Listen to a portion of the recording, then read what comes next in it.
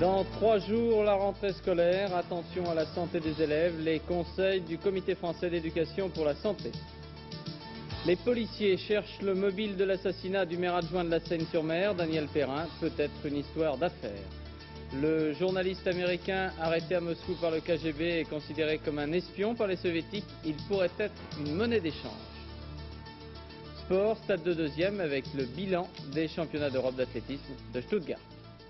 Nous sommes le dimanche 31 août 1986, cela fait 527 jours de détention pour Marcel Carton et Marcel Fontaine, 466 jours de détention pour Jean-Paul Kaufmann et Michel Seurat, 176 jours de détention pour Aurel Cornéa et Jean-Louis Normandin d'Antenne 2 et 116 jours de détention pour Camille Sontag. Il reste 7 otages français détenus au Liban.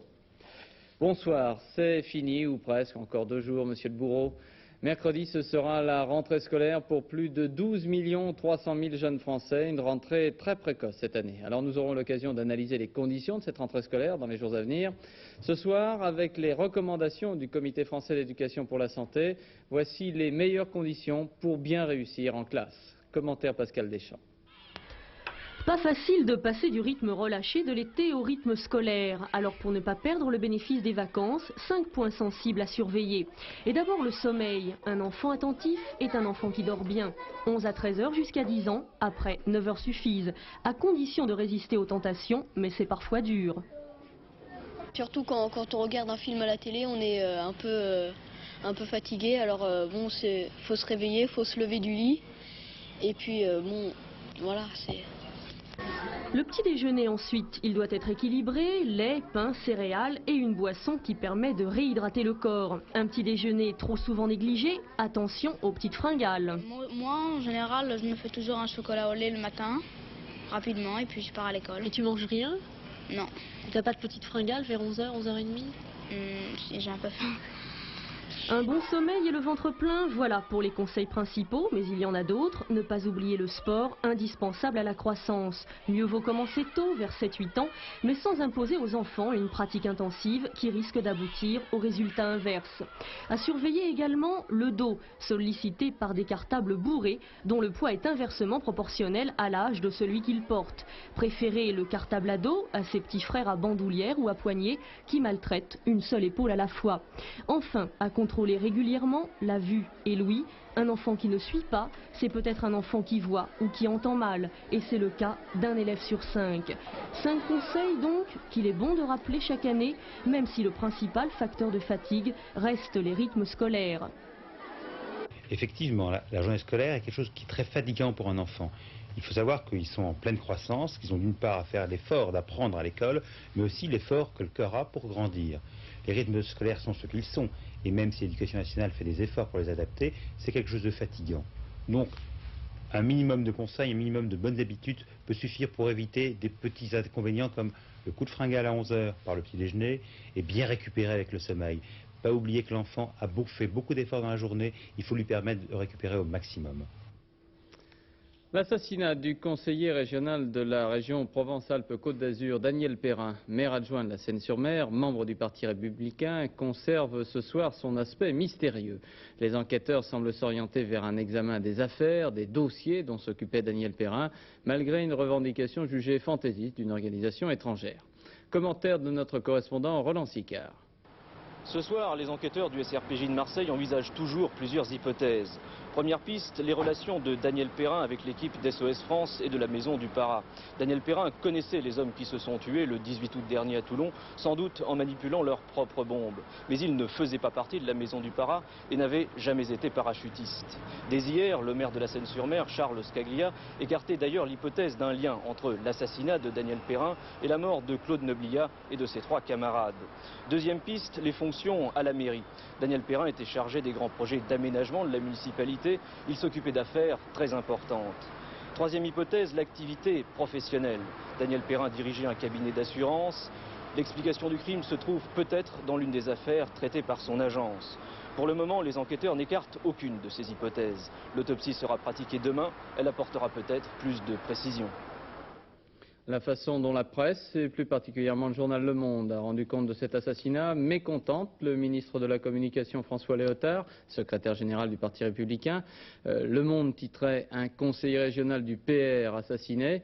Si une affaire odieuse de ce genre s'était passée il y a 6 mois, le titre aurait-il été le même? Bien sûr que non, affirme François Léotard. Monsieur Léotard, qui se trouvait à Royan, Charente-Maritime, pour une université d'été du Parti républicain, où il a réaffirmé sa volonté d'être présent aux prochaines élections présidentielles. Reportage Rachid Arabe, Roger Mathurin. Allô, 1988 ? Bonjour, avez-vous les résultats de la course ?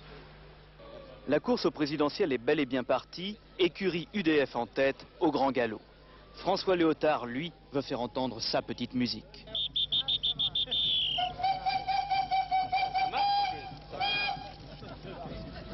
Hier, une balade champêtre sur le tempo presque oublié d'une locomotive à vapeur.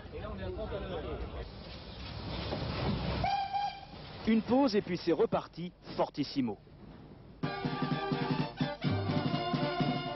La course à la présidence est à l'ordre du jour, même s'il ne s'agit que de conquérir la présidence de l'UDF. Il faudrait que tout secrétaire général du PR soit candidat à cette fonction-là. Tout secrétaire général du PR à venir soit candidat, ce serait un devoir et non pas un droit. Tout simplement parce que nous sommes la deuxième force de la majorité, nous, le Parti républicain, et que nous avons vocation, dans cette hypothèse démocratique, à exercer cette responsabilité de pilotage de l'UDF. Mais une présidence peut en cacher une autre, un ton qui est déjà celui d'une campagne à venir.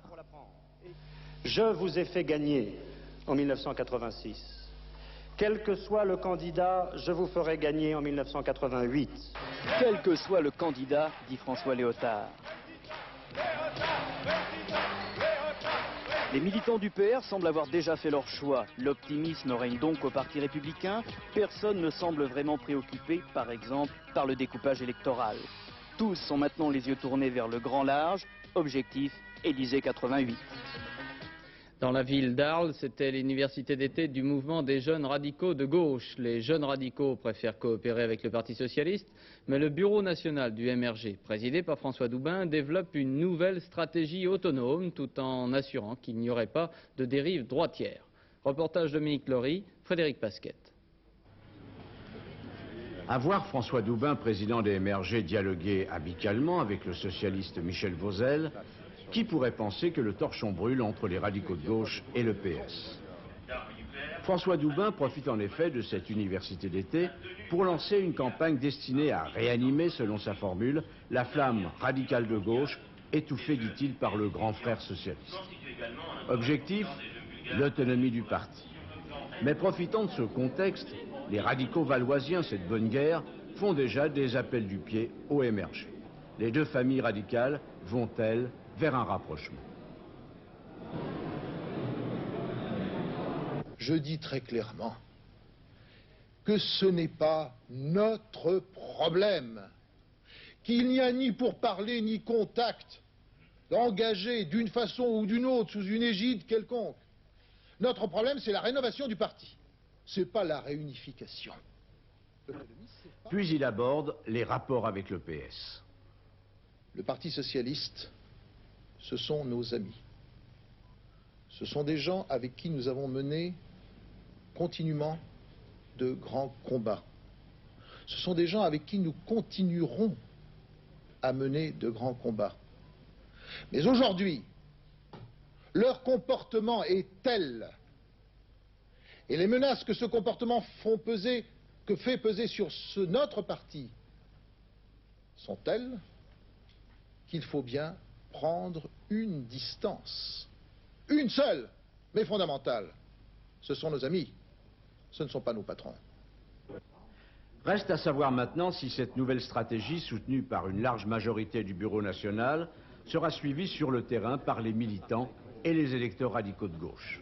L'élection partielle de la Haute-Garonne fin septembre, où MRG et socialistes se présentent en ordre dispersé face à la liste de droite, donnera une première réponse.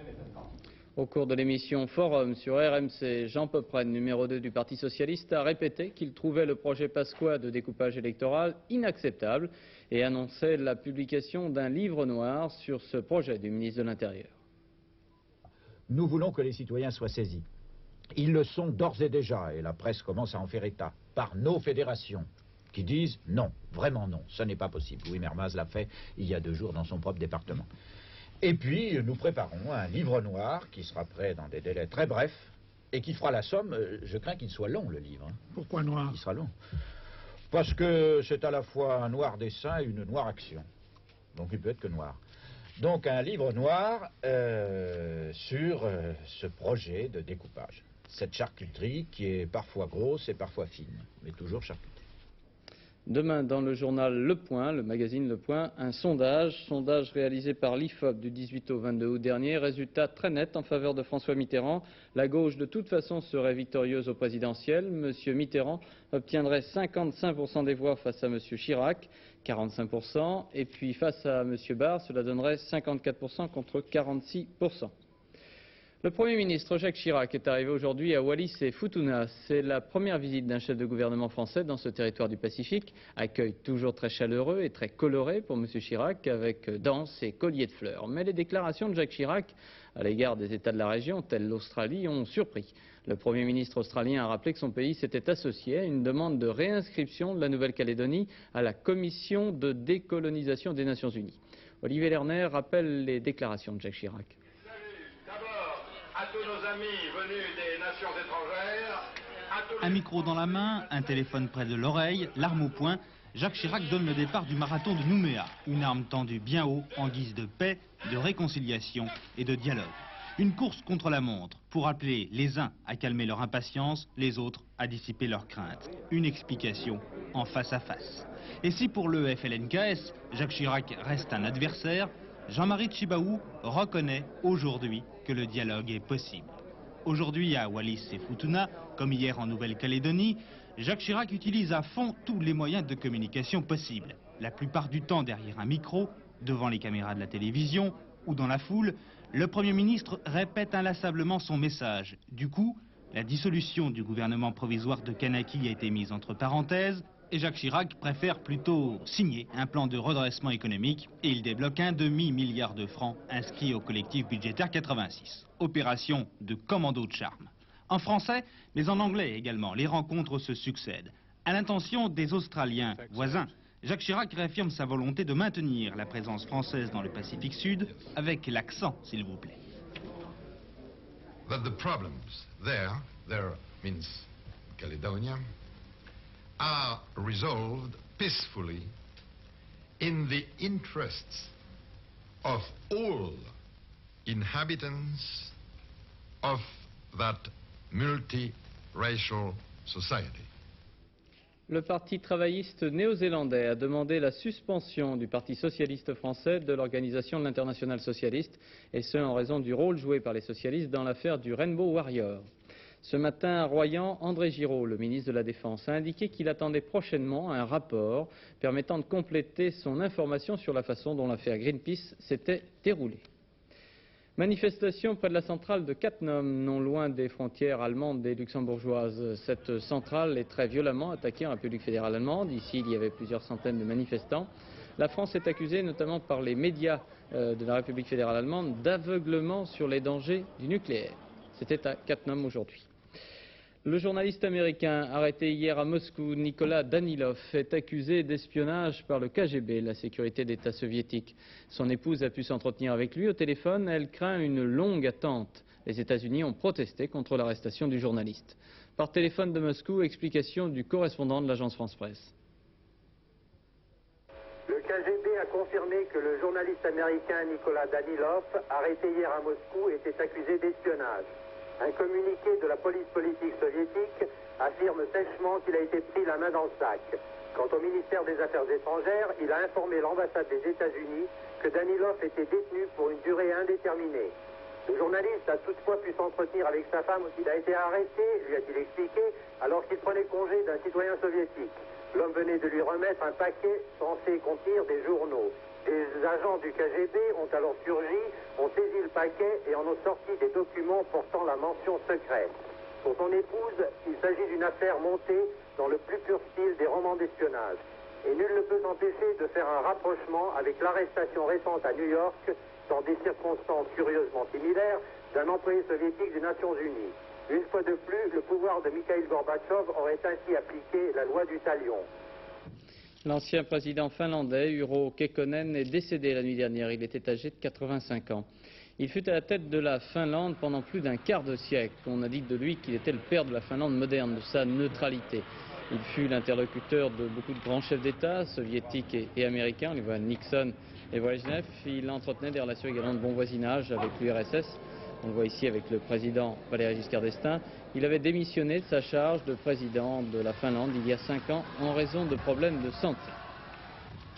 Il y a 6 ans, en Pologne, le 31 août 1980, étaient signés les accords de Gdansk. Hier soir, le prix Nobel de la paix, Lech Walesa, et plus de 5000 personnes ont commémoré cet anniversaire. Manifestation dans le plus grand calme, sur le parvis de la paroisse des chantiers navals. Walesa veut faire pression sur le pouvoir du général Jaruzelski sans avoir recours à la violence. Au pied du monument, vous l'avez vu, à l'entrée des chantiers navals, Lech Walesa était accompagné de Bogdan Lis, qui vient d'être relâché par la police, et il a déposé une gerbe de fleurs. Ouverture demain à Harare, la capitale du Zimbabwe, du 8e sommet du mouvement des pays non alignés. À ce sommet, pour la première fois, participera le chef de l'État iranien. Principal dossier traité à Harare, comment isoler l'Afrique du Sud. Commentaire Jean-Marc Ilouz. Après l'Asie, autour de l'Afrique. Et c'est à Harare, capitale du Zimbabwe, ex-Rhodésie britannique, que s'ouvrira demain le 8e sommet du mouvement des non-alignés. 10 000 délégués pour une bonne centaine de pays et 50 chefs d'État de l'Inde aux îles Seychelles pour tenter, dans la grande tradition des pères fondateurs, l'Indonésien Soekarno, l'Indien Nehru, Nasser l'Égyptien et le maréchal Tito de Yougoslavie, d'examiner les problèmes de la planète en dehors, si ce n'est à l'écart, des deux grands blocs États-Unis-URSS. Ni Washington ni Moscou, voilà en théorie seulement le non-alignement, en réalité un discours souvent plutôt anti-américain, mais aussi bien des accommodements. Au Palais des Congrès siégeront l'Égypte, proche des États-Unis, comme l'Éthiopie pro-soviétique, et même deux ennemis implacables, l'Iran et l'Irak. Point commun de taille, pour ces représentants de 2 milliards d'hommes, le sous-développement et un endettement colossal. Priorité des priorités, l'Afrique australe, conflits régionaux et surtout apartheid, mais des sanctions contre l'Afrique du Sud qu'il sera plus facile d'adopter que de faire respecter, surtout pour un Zimbabwe très dépendant économiquement de son voisin sud-africain, Zimbabwe dont le Premier ministre Robert Mugabe deviendra demain pour 3 ans le président du mouvement des non-alignés. Les policiers marocains affirment avoir arrêté 4 terroristes internationaux, 2 femmes, 2 tunisiennes et 2 palestiniens libanais. Ces arrestations surviennent 2 jours après la rupture par le roi Hassan II du traité d'union avec la Libye. Au Cameroun, l'état des personnes hospitalisées après la catastrophe du lac de Nyos serait satisfaisant selon des membres de l'organisation Médecins sans frontières. À Paris, Haroun Tazieff est de retour après avoir participé au travail des enquêteurs sur les raisons de cette catastrophe et sur ses possibles conséquences. Reportage Hervé Brusini, Paul Albertini. Sur l'aéroport de la capitale camerounaise, les secours internationaux s'amoncellent. D'ores et déjà, on pense là-bas que beaucoup de ces produits risquent de ne jamais être distribués. De leur côté, les scientifiques continuent d'étudier ce lac Nyos. Ils sont à présent quasi certains qu'une nappe de gaz carbonique chiffrée à 1 km3 est bien le grand responsable du désastre. Comment prévenir de telles catastrophes? Peut-être en installant des capteurs qui fonctionneraient comme des signaux d'alarme, mais l'ignorance des vulcanologues reste grande. Ce type d'éruption n'a jamais été étudié auparavant. Jamais. Honte aux volcanologues dont je suis. Nous avons une seule expérience, nous sommes les seuls à l'avoir d'études, point de vue scientifique. C'est celle d'il y a 7 ans en Indonésie, nous l'avons étudiée, nous la connaissons assez bien.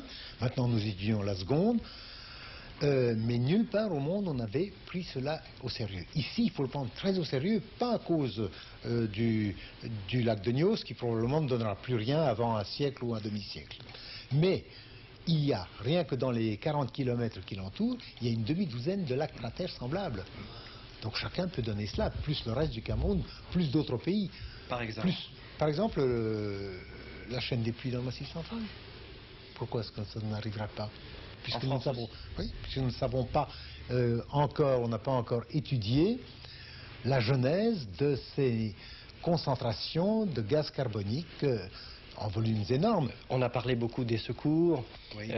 Je dois constater qu'une fois de plus, comme dans toutes les catastrophes de grande échelle dans le monde, l'organisation des secours est lamentable, qu'il y a un gaspillage monstrueux de 36 choses et des choses qui sont nécessaires n'arrivent pas. Ça, c'est d'abord il y a la concurrence internationale, la concurrence des organismes, etc., etc., l'incompétence. Le sculpteur britannique Henry Moore est décédé aujourd'hui à l'âge de 88 ans. Il était considéré comme l'un des plus grands sculpteurs contemporains. Sa première exposition eut lieu à Londres en 1928. C'est à cette époque qu'il créa ses premières sculptures monumentales aux formes arrondies, le plus souvent en pierre et parfois en bois. La figure humaine est ce qui m'intéresse le plus profondément, disait Henry Moore. Bonsoir Gérard. Alors on se retrouve pour Stade de deuxième et on commence par l'athlétisme. Oui, avec les championnats d'Europe, suite et fin aujourd'hui. Pour les Français, résultat acceptable, a dit Alain Piron, le DTN de l'athlétisme français, c'est-à-dire le directeur technique national. Il s'agit surtout, a-t-il dit, de jeunes athlètes, 23 places en finale, 4 médailles, 7 acceptables. Bilan global, domination comme prévu de l'Union soviétique, de l'Allemagne de l'Est et beaucoup de victoires britanniques, dont celle de Cram, cet après-midi, dans le 1500 mètres. Patrick, petit prof Montel. La journée anglaise à Stuttgart, le 1500 hommes, sous le signe de la revanche Co-Cram. Cram qui va se placer en deuxième position à l'attaque du dernier tour. Ce 1500 mètres a été une course tactique, courue sur un rythme très lent, mais l'emballage, lui, va être somptueux. Cram entre en tête dans la dernière ligne droite et Co. Alors, produit son effort, il se lance à sa poursuite, mais c'est trop tard, car Cram, irrésistible, s'impose facilement devant Sébastien Coe et le Hollandais Kulker. Mais pour les deux Britanniques, c'est aussi l'heure de la réconciliation. Mais un Britannique peut toujours en cacher un autre. Dans le 5000 mètres, c'est l'Italien Stefano Mei, déjà vainqueur du 10 000, qui pense au doublé, mais à l'entrée de la dernière ligne droite, il ne peut rien contre l'attaque de Buchner. Buchner à la Britannique, qui s'impose en 13 minutes 10 secondes et 16 centièmes devant Stefano Mei, l'Italien. Et puis troisième, un autre Britannique encore, Tim Hutchins. Alors des bilans, la France se classe 7e avec 4 médailles et 23 places de finalistes. C'est mieux qu'à Athènes en 1982 et c'est pas très loin du record de 1966. Il faut bien sûr mettre en évidence le titre de champion d'Europe de Karistan sur 110 mètres haies avec un nouveau record d'Europe. Karistan très motivé pour la suite de sa carrière. L'objectif, c'est le numéro 1, c'est les Jeux de Séoul. Et disons qu'avant les Jeux de Séoul, il y a les championnats du monde l'année prochaine à Rome. C'est un objectif sérieux puisque ça sera le premier grand rendez-vous depuis 83 de l'élite mondiale. Donc j'espère que là-bas, j'y figurerai bien. Derrière Karistan, la locomotive, des sérieux espoirs peuvent profiter de l'aspiration, comme Marie-Christine Casier, ici au couloir numéro 3, qui arrache la deuxième place aux 200 mètres. Reste maintenant, pour confirmer cette progression, à mettre en place une véritable infrastructure d'accueil. Ça part du suivi social jusqu'à l'insertion professionnelle, aux capacités d'entraînement, mise en place de centres d'entraînement fonctionnels, utilisables et efficaces. C'est donc une politique d'ensemble qu'on va faire à partir de ce bilan des championnats européens. Voilà, gymnastique, j'ai vu Petit Fula nous montrer de la gymnastique superbe à Pékin. Oui, ça vient de Pékin. C'est la première fois d'ailleurs que la Coupe du Monde de gymnastique est organisée à Pékin. Épreuve individuelle masculine, ex aequo, le chinois Li Ning et le soviétique Korolev. Et chez les femmes, victoire de la soviétique Elena Chouchounova. Cyclisme, je sais que vous aimez ça. Oui. Championnat du monde à Colorado Springs, aucune médaille française sur la piste. Les vainqueurs, hier soir, je vous le rappelle, en kérine, le belge Varten, et en vitesse amateur chez les hommes, victoire de l'Allemand de l'Est Hübner, et chez les femmes, aujourd'hui, victoire de l'Allemande de l'Est, Christa Rottenburger. Voile, départ hier soir à Newport de la course autour du monde en solitaire, près de 9 mois de course pour 25 concurrents. Les concurrents solitaires qui étaient loin d'être seuls au départ hier soir à Newport. Stéphane L'Espoir Tortora. Régate qu'ont dû disputer les 25 concurrents au départ de la course autour du monde en solitaire. 1 millier d'embarcations s'étaient réunies dans le chenal de Rhode Island à Newport pour assister au départ de cette grande aventure. 9 mois de course, 27 000 milles, en passant par les 3 caps dans les mers les plus agitées. Une aventure qui commence mal pour Philippe Gentot, le tenant du titre. Philippe Gentot, sur Crédit Agricole, a éclaté son génois et perd près d'1 heure. Il se retrouve 6e au classement établi ce matin. Bon début de course, en revanche, pour le Sud-Africain John Martin sur Tuna Marine. Il est en tête de la course et devance de 7000 l'Américain John Biddlecombe sur ACI Crusaders. C'est le Français Titouan Lamazou, un ancien coéquipier de Tabarly, qui est troisième. Lamazou, sur son Esprit d'Aquitaine, avait heurté le voilier de Warren Luers au départ. Sans trop de dommages pour Esprit d'Aquitaine, Luers, de son côté, a dû faire route arrière pour changer de gouvernail. Bon début de course pour Guy Bernardin sur Biscuit Lu. Son voilier est bien préparé, Bernardin est quatrième. L'aventure ne fait que commencer, direction Le Cap pour la première étape, 50 jours de navigation avec, entre autres, le passage du Cap Horn. Tennis, c'était très beau, hein, Noah Wilkinson quand même. Oui, mais Yannick a perdu en 5-7. Wilkinson s'est vraiment accroché, c'est un bon joueur sur cette surface. Yannick Noah a perdu, en revanche il ne reste plus maintenant qu'un Français en simple dans cette US Open à Flushing Meadow. Il s'agit de Henri Lecomte qui a battu l'Israélien Mansdorf. Henri Lecomte rencontrera l'Américain Aaron Kriegstein en 8e de finale. Et après, éventuellement, c'est Lendl qui l'a sur sa route. Éventuellement, oui. Et vous connaissez l'histoire qui est arrivée à McEnroe. Il avait perdu en simple, il jouait en double avec Peter Fleming. Il est arrivé 6 minutes en retard parce qu'il y avait des embouteillages sur l'autoroute pour aller à Flushing Meadow. Alors il a d'abord écopé d'une amende de $1000. En plus, il a été disqualifié. Et il s'est mis très en colère. Il a insulté le juge arbitre. Il a eu ensuite $4000 d'amende. Oui. Enfin, la société américaine n'aime pas beaucoup McEnroe. Hein. C'est l'enfant qui n'est pas aimé. Il faut arriver à l'heure. Ouais. Surtout à moi qu'il faut dire ça. Bon. Coupe d'Europe des Nations de ski nautique près de Luxembourg, victoire de la Grande-Bretagne devant la France. Et puis pour terminer cette séquence de stade de deuxième, Claude, je vous propose des images assez spectaculaires. Ça s'est passé cette semaine sur la Tamise pendant une course hors-bord. Oui, c'était la 8e manche du championnat du monde des powerboats. Il y avait trop de vent et dès le départ, vous allez le voir, 2 accidents terribles. Vous voyez, les bateaux sont déjà à 150 km/h. Alors au centre de l'écran, vous allez le voir bien sur la vue aérienne, 2 bateaux vont s'accrocher. Regardez bien au centre, là, le bateau rouge, il part en l'air. Voilà. Saut périlleux arrière. C'est du béton, là. Bill Ornington, l'anglais, qui a accroché Horst Clemens, l'allemand. Eh bien, c'est un miracle, il n'y a pas eu de blessés. Les 2 bateaux ont été détruits. Juste l'anglais s'est retourné un doigt. Et à la fin, eh bien, il y avait tellement de vent et une Tamise tellement démontée qu'on n'en finissait pas de couler, vous voyez, H9, B8, couler. C'est des bateaux qui aiment bien Pironi. Hein. Oui. Il y avait un tiercé cet après-midi à Deauville, c'était le dernier tiercé de Deauville. Enfin, ensuite, on se retrouvera à Longchamp. Pour ce tiercé de Deauville, il fallait avoir joué le 16, le 13 et le 4. C'est l'ordre d'arrivée dans le bon ordre. Et cela donne 8630 francs pour 5 francs. Et dans un ordre différent, 1132 francs 50, 16, 13, 4 à Deauville pour la dernière fois. Et la météo, Alain Chauffour.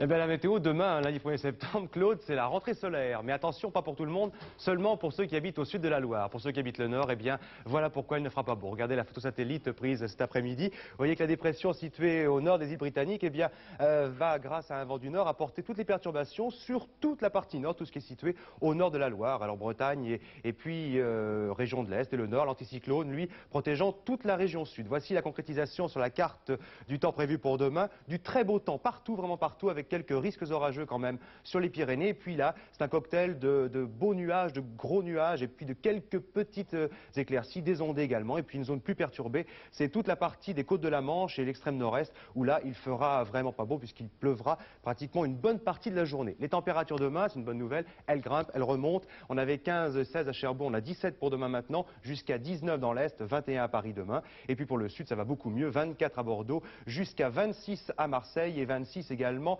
à Bastia. Demain, nous serons donc le lundi 1er septembre. Le soleil se lèvera à 7h08, se couchera à 20h32. Ça fait 3 minutes de soleil en moins. Et nous fêterons les Gilles. Voilà, c'était la météo. Dernier journal d'antenne avec Philippe Arroir à 23h10. Demain, Télématin, 6h45, 12h45, Noël ma mère. À demain, 20h. Bonsoir. Merci.